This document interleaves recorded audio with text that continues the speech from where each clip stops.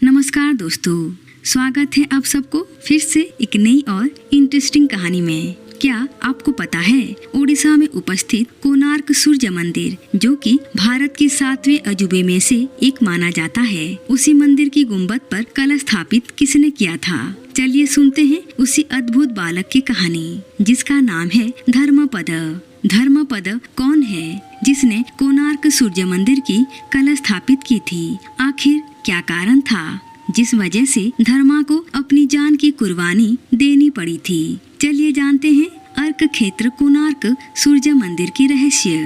भारतवर्ष, जिसे दुनिया कवि विश्व गुरु के नाम से जानता था, उसी भारतवर्ष में एक अनोखा राज्य है ओडिशा।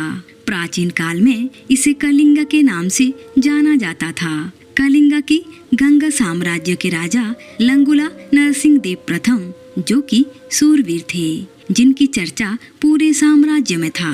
राजमाता कस्तूरी देवी पुत्र की वीरता से अत्यंत प्रसन्न थी। उन्होंने एक दिन अपने पुत्र के सामने अपने मन की भावनाओं को प्रकाशित करके कहा, तुम्हारे पिताजी शंख क्षेत्र पुरी में जगन्नाथ जी का भव्य मंदिर बनवाए हैं। शंख क्षेत्र पुरी धाम को कहा जाता है, पर मैं चाहती हूँ तुम अर्क क्षेत्र कोणार्क में उससे भी भव्य और विशाल सूर्य मंदिर बनवाओ। राजा नरसिंह देव ने माता से पूछा, सूर्य मंदिर ही क्यों और कोणार्क में किस लिए बनवाना चाहती हैं? तब माता ने पुत्र की प्रश्न का उत्तर देते हुए कहा, विवाह के कई सालों तक जब मैं निसंतान थी, तब मैंने सूर्य देव की उपासना और पूजा करके तुमको पुत्र के रूप में प्राप्त किया है। मेरी मन्नत है कि तुम कोणार्क में एक भव्य और विशाल सूर्य मंदिर का निर्माण करवाओ। राजा नरसिंह देव ने माता की भावनाओं की सम्मान करते हुए उनको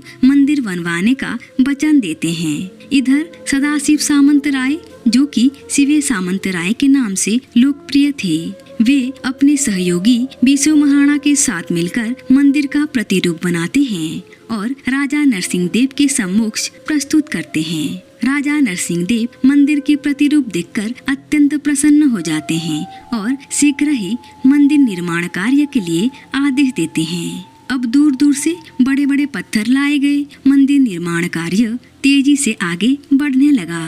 बिसु महाराणा, जो कि मुख्य शिल्पकार थे, उनके नेतृत्व में 1200 कारीगरों ने मिलकर बहुत ही विशाल और भव्य मंदिर तैयार कर दिया।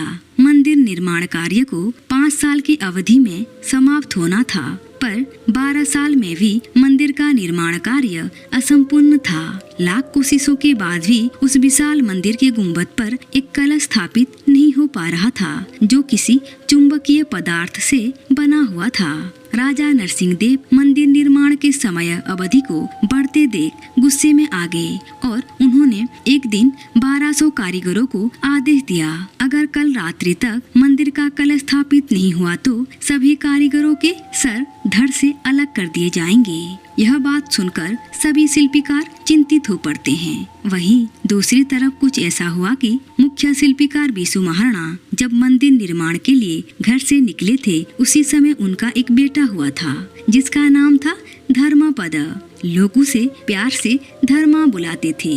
बिसु महाराणा अपने बेटे को देखे नहीं थे। अब वह 12 साल का हो चुका था। धर्मा बहुत होशियार और संस्कारी लड़का था। धर्मा खेल खेल में सूर्य मंदिर के प्रतिरूप बनाकर उसमें कलश बिठाकर खुश होता है और माँ से पिताजी के पास जाने की जिद करने लगता है। पर धर्मा की माताजी उससे बहुत प्यार करती थी, उसको खुद से अलग करना नहीं चाहती थी। माँ तो माँ होती है, फिर भी अपनी पुत्र की जिद के आगे उनको झुकना पड़ा और बागीचे से कुछ फल लाके एक पोटली में बांधकर धर्मा को दे देती हैं और बोलती हैं, तुमको अगर तुम्हारे पिताजी पहचानने से इनकार करे तो यह बागीचे का फल उनको दिखा देना। धर्मा अब माताजी से अनुमति लेकर अर्क क्षेत्र कोणार्क की ओर प्रस्थान करता है।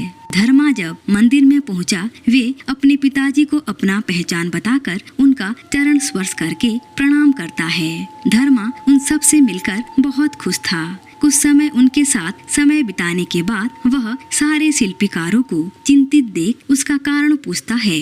कारण जानकर धर्मा अपने पिताजी से कहता है, इतनी छोटी सी बात के लिए आप लोग चिंतित क्यों हैं? अगर आप अनुमति दे तो मैं मंदिर के गुंबद पर कलश बिठा सकता हूँ। बीसू महाराणा चुप थे, पर शिवे सामंत राय धर्मा को अनुमति दे देते हैं। धर्मा मंदिर पर चढ़ जाता है और कुछ समय के प्रयत्न के बाद गुंबद पर कलश स्थापित कर देता है। गुंबद पर कलश स्थापित होते ही सूर्य देव की भव्य प्रतिमा चुंबक के प्रभाव से झूलने लगता है। यह देखकर कुछ शिल्पकार बहुत खुश होते हैं और कुछ उनका विरोध करते हैं। उन्होंने कहा, जब राजा को यह पता चलेगा जो काम 1200 कारीगरों ने नहीं कर पाया, वह काम एक 12 साल के लड़के ने कर दिखाया है। अब तो मृत्युदंड हम सबके लिए सुनिश्चित है। सब मिलकर बीसू महाराणा से कहने लगे, तुम्हारे लिए 1200 कारीगरों की जान कीमती है या अपने यह एक लड़के की जान? बीसू महाराणा अब धर्म संकट में पड़ गए थे। धर्मा यह सब सुन के सोचा, मेरे जिंदगी से बहुत मूल्यवान है इन 1200 कारीगरों की जिंदगी। अगर मेरी एक जिंदगी के बदले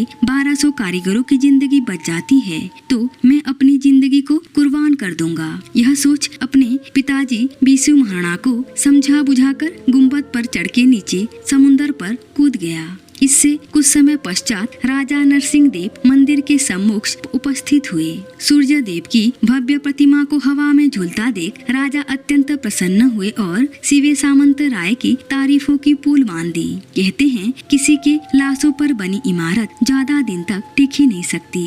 अब राजा नरसिंह देव ने ऋषि मुनियों को बुलवाकर मंदिर के प्राण प्रतिष्ठा के लिए तिथि निकलवाई और निर्धारित समय पर मंदिर का प्राण प्रतिष्ठा भी हो गया। बहुत जल्द ही इस मंदिर में कुछ रहस्यमयी घटना होने लगी। सबसे पहले मंदिर में लगे विशाल शेर की मूर्ति नीचे गिर गई। फिर मंदिर से अनेकों पत्थर गिरने लगे। जब राजा नरसिंह देव को इस बात का पता चला कि मंदिर का पहला दिवस एक 12 साल के लड़के की मौत से शुरू हुआ है, तब वे मंदिर में पूजा कार्य को रोक दिए। कई सालों तक मंदिर के आसपास घने जंगलों से भर गए थे और सूर्य देव की जो भव्य प्रतिमा थी उसी जंगलों के बीच में कहीं छुप गई थी। अंग्रेजों के शासन काल में इसकी पुनरुद्धार हुआ था। आज उस भव्य मंदिर का टूटा हुआ अवशेष बाकी है, जो कि आज एक पर्यटन स्थल बन चुका है। यह था अर्क क्षेत्र कोणार्क सूर्य मंदिर का निर्माण की कहानी और धर्मपद की बलिदान की गाथा। कोणार्क सूर्य मंदिर की कुछ रोचक बातें। कहते हैं, मंदिर के गुंबद पर 52 मेट्रिक टन का चुंबक लगा हुआ था, जो कि समुद्र से आती हुई लोहे के जहाजों को अपनी तरफ खींच लेता था, जिस वजह से व्यापारियों को नुकसान झेलना पड़ता था। उसी जगह के लोग कहते हैं, आज भी वहाँ पर नर्तकियों की घुंघरू की आवाज सुनाई देती है। सूर्य मंदिर की आकृति सूर्य देव की रथ की आकृति जैसा बनाया गया है। अगर आपको मेरी कहानी अच्छी लगती है और ऐसे ही इंटरेस्टिंग कहानी सुनने के लिए कमेंट सेक्शन में जरूर बताइए। धन्यवाद।